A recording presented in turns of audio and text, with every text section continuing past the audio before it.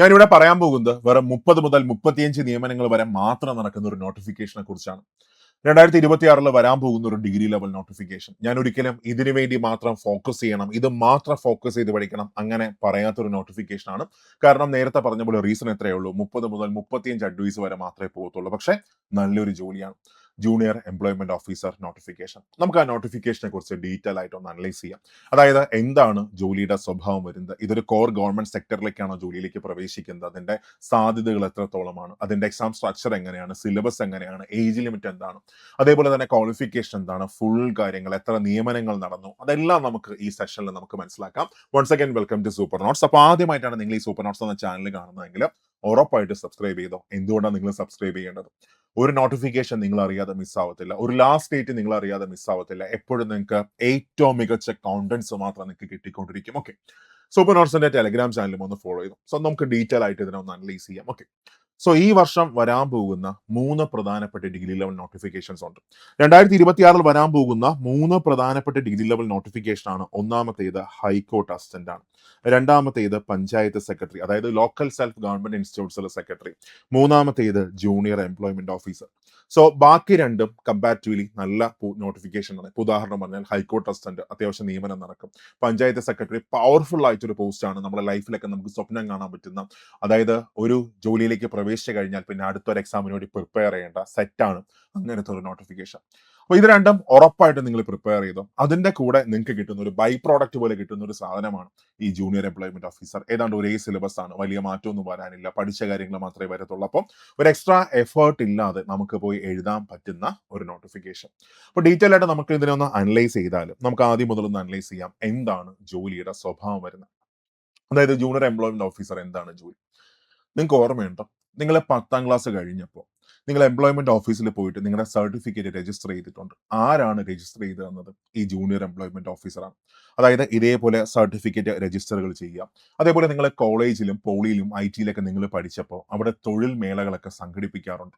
അപ്പൊ ഈ തൊഴിൽ മേളകൾ സംഘടിപ്പിക്കുന്നത്, ഓരോരോ കമ്പനീസിനെ കോളേജിലേക്ക് കൊണ്ടുവരുന്നത്, നിങ്ങളെ അതിലേക്ക് പങ്കെടുപ്പിക്കുന്നത്, നിങ്ങൾക്ക് ജോലി മേടിച്ചു തരുന്നത്, ഇതൊക്കെ ആരുടെ ഉത്തരവാദിത്തമാണ്? ജൂനിയർ എംപ്ലോയ്മെന്റ് ഓഫീസറുടെ ഉത്തരവാദിത്തമാണ്. ഇതാണ് ഇവരുടെ പ്രധാനപ്പെട്ട ജോലിയുടെ സ്വഭാവമായിട്ട് വരുന്നത്. നമുക്ക് ഡീറ്റെയിൽ ആയിട്ട് ഒന്ന് അനലൈസ് ചെയ്താൽ, ഒന്ന്, തൊഴിൽ അന്വേഷകരുടെ വിവരങ്ങൾ, യോഗ്യതകൾ, സർട്ടിഫിക്കറ്റുകൾ എന്നിവ എംപ്ലോയ്മെന്റ് എക്സ്ചേഞ്ചിൽ രജിസ്റ്റർ ചെയ്യുകയും കൃത്യസമയത്ത് പുതുക്കുകയും ചെയ്യുക. അതേപോലെ തന്നെ സർക്കാർ, അർദ്ധ സർക്കാർ, പ്രൈവറ്റ് മേഖലയിൽ നിന്ന് വരുന്ന ഒഴിവുകൾക്ക് അനുയോജ്യരായ ഉദ്യോഗാർത്ഥികളുടെ പട്ടിക തയ്യാറാക്കി അവരെ ഇന്റർവ്യൂവിനായിട്ട് അയക്കുക. ദെൻ നിങ്ങളുടെ സ്കൂളിലും കോളേജിലും എല്ലാം തന്നെ നിങ്ങൾ പഠിച്ചിരുന്ന സമയത്തൊക്കെ നിങ്ങൾക്ക് കൃത്യമായിട്ടുള്ള കരിയർ ഗൈഡൻസ് നിങ്ങൾക്ക് തരിക. ഇതൊക്കെയാണ് ഇവരുടെ പ്രധാനപ്പെട്ട ജോലിയുടെ സ്വഭാവമായിട്ട് വരുന്നത്. ഇനി അത് കഴിഞ്ഞ് എന്ന് നമുക്ക് നോട്ടിഫിക്കേഷൻ പ്രതീക്ഷിക്കാം, അല്ലെങ്കിൽ എന്താണ് ഇതിന്റെ ഏജ് ലിമിറ്റ്, നോട്ടിഫിക്കേഷൻ വരാൻ സാധ്യത എന്താണ്, അതൊക്കെ നമുക്ക് ഡീറ്റെയിൽ ആയിട്ടൊന്ന് പറയാം. ഇപ്പൊ ഇവിടെ ഫസ്റ്റ് നോട്ടിഫിക്കേഷൻ ഡീറ്റെയിൽസിലേക്ക് പറയുമ്പോൾ എന്ന് നമുക്ക് ഈ നോട്ടിഫിക്കേഷൻ പ്രതീക്ഷിക്കാം നോക്കാം. ഈ വർഷം 2026 ഒരു സെപ്റ്റംബർ മാസം മുതൽ അങ്ങോട്ട്, സെപ്റ്റംബർ, ഒക്ടോബർ, നവംബർ, ഡിസംബർ മാസങ്ങളിൽ നമുക്ക് നോട്ടിഫിക്കേഷൻ പ്രതീക്ഷിക്കാം. അപ്പോൾ ഞാൻ എന്തുകൊണ്ട് ഇത്ര നേരത്തെ വരുമെന്ന് ചോദിച്ചാൽ റീസൺ ഇത്രയേ ഉള്ളൂ. 2027 ഏപ്രിൽ മാസമാണ് ഇതിന്റെ റാങ്ക് ലിസ്റ്റ് അവസാനിക്കുന്നത്. അപ്പോൾ ആ സമയത്ത് പുതിയ റാങ്ക് ലിസ്റ്റ് വരത്തില്ല, പക്ഷേ ആദ്യം വരേണ്ട ഒരു നോട്ടിഫിക്കേഷനാണ്. അപ്പൊ അതുകൊണ്ട് തന്നെ നമുക്ക് ഈ വർഷം നോട്ടിഫിക്കേഷൻ പ്രതീക്ഷിക്കാം. എന്നിട്ട് കോമൺ ഡിഗ്രി പ്രിലിംസ് ആയിരിക്കും. അതായത് പഞ്ചായത്ത് സെക്രട്ടറിയുടെ ഒക്കെ അതിന്റെ കൂടെ, സബ് ഇൻസ്പെക്ടറിന്റെ കൂടെ നടക്കുന്ന ഒരു കോമൺ ഡിഗ്രി പ്രിലിംസ് ആയിരിക്കും. 2027 ഒരു ജൂൺ മാസമാകുമ്പോൾ, മെയ് ജൂൺ മാസങ്ങളിൽ ഇതിന്റെ പ്രിലിംസ് എക്സാം പ്രതീക്ഷിക്കാം. അതിനുശേഷം 2027 ഒരു നവംബർ, ഒക്ടോബർ, നവംബർ മാസങ്ങളിൽ നമുക്ക് ഇതിന്റെ മെയിൻസ് എക്സാം പ്രതീക്ഷിക്കാം. അതിനുശേഷം നേരെ അടുത്ത് വരാൻ പോകുന്നത് റാങ്ക് ലിസ്റ്റ് ആണ്. അതായത് 2027 അവസാനം വരാൻ സാധ്യത കുറവായിരിക്കും, എന്നാൽ 2028 ആദ്യമൊക്കെ ആകുമ്പോൾ നമുക്ക് ഇതിന്റെ റാങ്ക് ലിസ്റ്റ് നമുക്ക് പ്രതീക്ഷിക്കാം. ഓക്കെ, ഇനി ക്വാളിഫിക്കേഷൻ എന്താണ്? Any degree from A valid university, ഇതാണ് ക്വാളിഫിക്കേഷൻ വരുന്നത്. ഇനി ആർക്കൊക്കെ അപേക്ഷിക്കാൻ പറ്റും? ഏജ് ലിമിറ്റ് വരുന്നത്, നിങ്ങൾ ജനറൽ കാറ്റഗറി ആണെങ്കിൽ 18 വയസ്സിനും 40 വയസ്സിനും ഇടയ്ക്ക് ജനിച്ചവർക്ക് അപ്ലൈ ചെയ്യാനായിട്ട് പറ്റും. അതായത് കൃത്യമായിട്ട് ഡേറ്റ് പറഞ്ഞാൽ, ജനറൽ കാറ്റഗറി ആണെങ്കിൽ 2/1/1986 ശേഷം ജനിച്ചവർക്ക് അപ്ലൈ ചെയ്യാനായിട്ട് പറ്റും. ഇനി OBC ആണെങ്കിൽ 3 വർഷം ഇളവുണ്ട്. 18 വയസ്സ് മുതൽ 43 വയസ്സ് വരെയുള്ളവർക്ക് അപ്ലൈ ചെയ്യാൻ പറ്റും. കൃത്യമായിട്ടുള്ള വർഷം പറയുകയാണെങ്കിൽ 2/1/1983 ശേഷം ജനിച്ചവർക്ക് അപ്ലൈ ചെയ്യാൻ പറ്റും. SC/ST ആണെങ്കിൽ ഏജ് ലിമിറ്റ് വരുന്നത് 18 വയസ്സ് മുതൽ 45 വയസ്സ് വരെയാണ് ഏജ് ലിമിറ്റ് വരുന്നത്. ഡേറ്റ് ഓഫ് ബർത്ത് പറയുകയാണെങ്കിൽ 1/1/1981 ശേഷം ജനിച്ചവർക്ക് അപ്ലൈ ചെയ്യാനായിട്ട് പറ്റും. ഓക്കെ, ഇനി അത് കഴിഞ്ഞ് ഇതൊരു ഗവൺമെന്റ് ജോലിയാണ്, തീർച്ചയായിട്ടും ഒരു ഗവൺമെന്റ് ജോലിയാണ്, ഒരു പൊതുമേഖലാ സ്ഥാപനങ്ങളൊന്നുമല്ല, ഗവൺമെന്റിന്റെ കോർ സെക്ടറിലേക്കാണ് നിങ്ങൾ കയറാൻ പോകുന്നത്. അപ്പൊ നിങ്ങൾ വിചാരിക്കും അതെങ്ങനെയാണ്, നമ്മൾ എഴുതുന്നല്ല PSC വഴിക്ക് എഴുതുന്നല്ല ഗവൺമെന്റ് ജോലിയല്ല, അല്ല. ഇപ്പൊ ഫോർ എക്സാമ്പിൾ KSF എടുക്കാം. KSF നമ്മൾ കയറുന്നത് ഇപ്പൊ കമ്പനി ബോർഡ് ഓഫ് ഒരു ഗവൺമെന്റ് ജോലിയാണോ? അല്ല, അതൊരു പൊതുമേഖലാ സ്ഥാപനമാണ്. ഇപ്പൊ KSF ആണെങ്കിൽ പെൻഷൻ പോലും കാണത്തില്ല. അപ്പൊ അതേസമയം യൂണിവേഴ്സിറ്റി അസിസ്റ്റന്റ് എടുക്കാം. യൂണിവേഴ്സിറ്റി അസിസ്റ്റന്റ് ഒരു ഗവൺമെന്റ് ജോലിയാണോ? അല്ല, യൂണിവേഴ്സിറ്റി എന്ന് പറയുന്നത് ഒരു ഓട്ടോണമസ് ബോഡിയാണ്, ഗവൺമെന്റ് ജോലി എന്ന് നമുക്ക് പറയാൻ പറ്റത്തില്ല.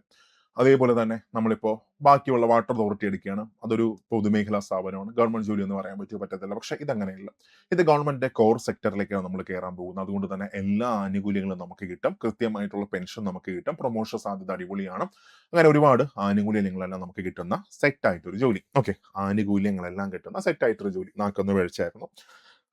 ഓക്കെ, അങ്ങനെയാണ് ജോലിയുടെ നമുക്ക് സാധ്യത ബാക്കിയെല്ലാം വരുന്നത്. അപ്പോൾ ഏജ് ലിമിറ്റ് മനസ്സിലായി, നോട്ടിഫിക്കേഷൻ എന്ന് വരുമെന്ന് മനസ്സിലായി, അതിന്റെ 2 ഘട്ടങ്ങളായിട്ടാണ് സെലക്ഷൻ നടക്കുന്ന, പ്രിലിംസ് പിന്നെ അത് കഴിഞ്ഞ മെയിൻസ്. അതിനുശേഷം ക്വാളിഫിക്കേഷൻ നേരത്തെ പറഞ്ഞ പോലെ തന്നെ any degree from A valid university ആണ്. ഇനി എത്ര നിയമനങ്ങളാണ് ഇതിനകത്ത് നടക്കാൻ പോകുന്നത്, അല്ലെങ്കിൽ എത്ര സാലറിയാണ് വരാൻ പോകുന്നത്? സാലറി പറഞ്ഞതിന് ശേഷം നമുക്ക് നിയമനങ്ങളിലേക്ക് പോവാം. നോക്കുക, സാലറി ഇത് കഴിഞ്ഞ നോട്ടിഫിക്കേഷൻ ആണ്, കാറ്റഗറി നമ്പർ 004/2022.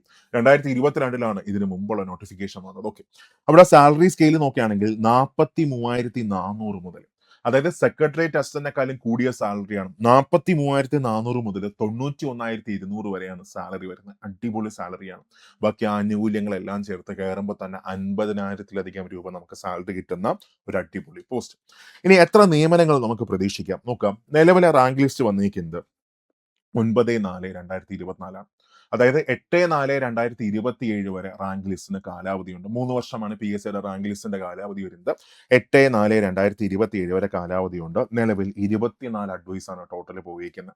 അതായത് ഇനിയും ആ റാങ്ക് ലിസ്റ്റിന് 8 മാസത്തോളം കാലാവധിയുണ്ട്. സോ നമുക്കൊരു 30 മുതൽ 35 നിയമനങ്ങൾ വരെ നമുക്ക് പ്രതീക്ഷിക്കാം. ഓക്കെ, ക്ലിയർ ആണ്, അത്രേ പ്രതീക്ഷിക്കാവൂ. ഇപ്പൊ വരാൻ പോകുന്ന നോട്ടിഫിക്കേഷനിൽ മാക്സിമം ഒരു 30 അത്ര മാത്രമേ പ്രതീക്ഷിക്കാവൂ. പക്ഷെ നല്ലൊരു ജോലിയാണ്. നിങ്ങൾ ഒരിക്കലും ഇത് മെയിൻ ആയിട്ട് ഫോക്കസ് ചെയ്യരുത്. പഞ്ചായത്ത് സെക്രട്ടറി ഫോക്കസ് ചെയ്യുക, ഹൈക്കോർട്ട് ഫോക്കസ് ചെയ്യുക. അത് ഫോക്കസ് ചെയ്യുമ്പോൾ നമുക്ക് എഴുതാൻ പറ്റുന്ന ഒരു നോട്ടിഫിക്കേഷൻ, അത്രയേ ഉള്ളൂ. ഓക്കെ, ഞാനീ പറയുന്നത് എനിക്ക് നോട്ടിഫിക്കേഷൻ എതിർപ്പുള്ളതുകൊണ്ടല്ല, മറിച്ച് നമ്മൾ എപ്പോഴും പ്രിപ്പയർ ചെയ്യുമ്പോൾ ചില ആൾക്കാരുണ്ട്, ഒരാൾക്ക് ജോലി കിട്ടാനായിട്ട് എത്ര വേക്കൻസി വേണം, ഒരു വേക്കൻസി വരെ, അപ്പൊ പിന്നെ പഠിച്ചുകൂടെ, അങ്ങനെ പറയുന്ന ആൾക്കാരുണ്ട്. ഞാൻ ആ ടൈപ്പല്ല. കാര്യം നമ്മൾ പ്രിപ്പയർ ചെയ്യുമ്പോൾ അൾട്ടിമേറ്റ്ലി നമുക്ക് വേണ്ടത് എന്താണ്? ജോലിയാണ്. അല്ലാതെ കുഞ്ഞിലെ ഒരാളുടെ സ്വപ്നമൊന്നുമില്ല വലുതാവുമ്പോൾ ആരാവണം. ഒരു സ്കൂളിൽ ടീച്ചർ ചോദിക്കുകയാണ് വലുതാവുമ്പോൾ ആരാവണം. ഒരു കുട്ടി പറയും എനിക്ക് വലുതാവുമ്പോൾ ഒരു ജൂനിയർ എംപ്ലോയ്മെന്റ് ഓഫീസർ ആവണം. ആരെങ്കിലും പറയും? ആരും പറയത്തില്ല. അപ്പോൾ നമുക്ക് ഒരു ജോലി വേണം, ലൈഫ് മുന്നോട്ട് പോകാൻ നമുക്കൊരു ജോലി വേണം. അതിനപ്പുറമാണ് നമ്മുടെ ഒരു ഗവൺമെന്റ് സർവീസിലൊക്കെ നമ്മുടെ പാഷൻ എന്ന് പറയുന്നത്. അല്ലാതെ കുഞ്ഞിലെ നമ്മൾ സ്വപ്നം കണ്ടിട്ടില്ല എനിക്ക് വലുതാവുമ്പോൾ ഒരു സെക്രട്ടേറിയറ്റ് അസിസ്റ്റന്റ് ആവണം, എനിക്ക് വലുതാവുമ്പോൾ ഒരു യൂണിവേഴ്സിറ്റി അസിസ്റ്റന്റ് ആവണം, എനിക്ക് വലുതാവുമ്പോൾ ഒരു LD ക്ലർക്ക് ആവണം. അങ്ങനെയൊക്കെ സ്വപ്നം കണ്ടിട്ടുണ്ടോ? എനിക്കറിയത്തില്ല കേട്ടോ, ആരെങ്കിലും കണ്ടിട്ടുണ്ടോ എന്ന്. ഇല്ല. എല്ലാവർക്കും ഒരു പ്രായത്തിന് ശേഷം വേണ്ടത് എന്താണ്? ഒരു സമയമാകുമ്പോൾ നമ്മുടെ സ്വപ്നങ്ങളൊക്കെ അങ്ങ് മരിക്കും. ഓക്കെ, അതിനുശേഷം നമുക്ക് മുന്നോട്ട് പോകണം. ആ മുന്നോട്ട് പോകണമെങ്കിൽ നമുക്കൊരു ജോലി കിട്ടിയേ പറ്റത്തുള്ളൂ. അപ്പോൾ നമ്മൾ പ്രിപ്പയർ ചെയ്യേണ്ടത് എപ്പോഴും ഏറ്റവും നിയമനം നടക്കാൻ പോകുന്ന എക്സാംസിന് വേണം നമ്മൾ പ്രിപ്പയർ ചെയ്യാനായിട്ട്. അതാകുമ്പോൾ ജോലി നമുക്ക് ഷുവർ ആയിട്ട് കിട്ടും. ഓക്കെ, സോ ഈ നോട്ടിഫിക്കേഷനിൽ ഒരു 30 അഡ്വൈസ് വരെ ക്ലിയർ ആയിട്ട് നമുക്ക് പ്രതീക്ഷിക്കാം. ഓക്കെ, പക്ഷേ വേറൊരു അഡ്വാൻറ്റേജ് ഉണ്ട്. അതായത് കഴിഞ്ഞ റാങ്ക് ലിസ്റ്റ് നോക്കുകയാണെങ്കിൽ ഈ ടേക്കുന്നത് കഴിഞ്ഞ റാങ്ക് ലിസ്റ്റ് ആണ്. ആ റാങ്ക് ലിസ്റ്റ് നമ്മൾ നോക്കിയാൽ അതിനകത്ത് ആകെപ്പാടെ എത്ര പേരേ ഉള്ളൂ? 1 2 3 4 5 6 6 ഇൻറ്റു 5 30 33 പേര്. മെയിൻ ലിസ്റ്റിലാകെ 33 പേര് മാത്രമേ ഉള്ളൂ. ആ മെയിൻ ലിസ്റ്റിലെ എല്ലാവർക്കും ജോലി കിട്ടുമെന്ന് പ്രതീക്ഷിക്കാം. അത് നല്ലൊരു കാര്യമാണ്. ലിസ്റ്റിനകത്ത് വന്നാൽ ഏതാണ്ട് ജോലി ഉറപ്പാണ്. അങ്ങനത്തെ ഒരു നോട്ടിഫിക്കേഷൻ. ഓക്കെ, ഇനി ഇതിന്റെ സിലബസ് നോക്കുകയാണെങ്കിൽ 2 ഘട്ടങ്ങളായിട്ടാണ് സെലക്ഷൻ നടക്കാൻ പോകുന്നത്. ഇതിന്റെ ഒരു പ്രിലിംസ് എക്സാം കാണും, ഒരു മെയിൻസ് എക്സാം കാണും. സോ പ്രിലിംസിന്റെ സിലബസ് നോക്കുകയാണെങ്കിൽ കോമൺ ഡിഗ്രി പ്രിലിംസിന്റെ സിലബസ് ആണ് ഈ കാണുന്ന സിലബസ് ആണ്. ഓക്കെ, മെയിൻസ് മറ്റേതെങ്കിലും ഒരു പരീക്ഷയുടെ കൂടെ ആയിരിക്കും മെയിൻസ് നടക്കാൻ പോകുന്നത്. പിന്നെ നിങ്ങൾക്ക് പ്രിപ്പയർ ചെയ്യാൻ ആഗ്രഹം ഉണ്ടെങ്കിൽ ഞാൻ നേരത്തെ പറഞ്ഞ പോലെ തന്നെ ഒരിക്കലും ഇത് മാത്രം വെച്ച് പ്രിപ്പയർ ചെയ്യരുത്. നിങ്ങൾക്ക് നമ്മുടെ വരാൻ പോകുന്ന, അല്ലെങ്കിൽ നമ്മളിപ്പോൾ സ്റ്റാർട്ട് ചെയ്തേക്കുന്ന ടാർഗറ്റ് ബാച്ചിൽ ജോയിൻ ചെയ്യാം. അപ്പോൾ ഈ ടാർഗറ്റ് ബാച്ച് നമ്മൾ സ്റ്റാർട്ട് ചെയ്യാൻ പോകുന്നത് ഈ വരുന്ന 2-ാം തീയതിയാണ്. അതായത് സെപ്റ്റംബർ 2-നാണ് നമ്മൾ സ്റ്റാർട്ട് ചെയ്യാൻ പോകുന്നത്. അതിനകത്ത് നിങ്ങൾക്ക് 3 ബാച്ച്, അതല്ലെങ്കിൽ 3 നോട്ടിഫിക്കേഷൻസ് ആണ് നമ്മൾ കവർ ചെയ്യുന്നത്. ഒന്ന് പഞ്ചായത്ത് സെക്രട്ടറി, രണ്ടാമത്തേത് ജൂനിയർ എംപ്ലോയ്മെന്റ് ഓഫീസർ, മൂന്നാമത്തേത് സബ് ഇൻസ്പെക്ടർ. ഈ 3 നോട്ടിഫിക്കേഷൻ ആണ് അതിനകത്ത് നമ്മൾ കവർ ചെയ്യുന്നത്. അപ്പോൾ പ്രത്യേകിച്ച് നിങ്ങൾക്ക് പഞ്ചായത്ത് സെക്രട്ടറി മെയിൻ ഫോക്കസ് ചെയ്യാം. അതിനുശേഷം ഇതിലേക്ക് നമുക്ക് വരാം. അങ്ങനെ ഒരു ബാച്ച് ഏറ്റവും നല്ല ക്ലാസ് ആയിരിക്കും. ഓക്കെ, അതായത് അതിനകത്ത് നമ്മൾ പ്രിലിംസ് കവർ ചെയ്യും, മെയിൻസ് കവർ ചെയ്യും, ഈവൻ ഇന്റർവ്യൂ സെഷൻ വരെ നമ്മൾ അതിനകത്ത് കൃത്യമായിട്ട് കവർ ചെയ്യുന്നതായിരിക്കും. ഏറ്റവും നല്ല ക്ലാസ് ആയിരിക്കും, ഏറ്റവും നല്ല നോട്ട്സ് ആയിരിക്കും, പ്രിസൈസ് ആയിട്ടുള്ള നിങ്ങൾക്ക് ക്ലാസ്സസ് ആയിരിക്കും വരുന്നത്. അതേപോലെ ഏറ്റവും നല്ല ക്ലാസ്സും ഏറ്റവും നല്ല നോട്ട്സ്, അത് സൂപ്പർ നോട്ട്സ് എപ്പോഴും പറയേണ്ട ആവശ്യമില്ല, ക്ലാസ്സിന്റെ ക്വാളിറ്റി നിങ്ങൾക്ക് മനസ്സിലാവും. പിന്നെ അത് കഴിഞ്ഞ് കൃത്യമായിട്ടുള്ള മെന്റർഷിപ്പ് സെഷൻസ്. മെന്റർഷിപ്പ് ഭയങ്കര ഇമ്പോർട്ടൻ്റ് ആണ്. ഞാനിങ്ങനെ പറയാൻ കാരണം, നമ്മൾ കുറേ ക്ലാസ്സും തന്ന് കുറേ നോട്ടും തന്നാൽ ഒരാളും പഠിക്കത്തില്ല.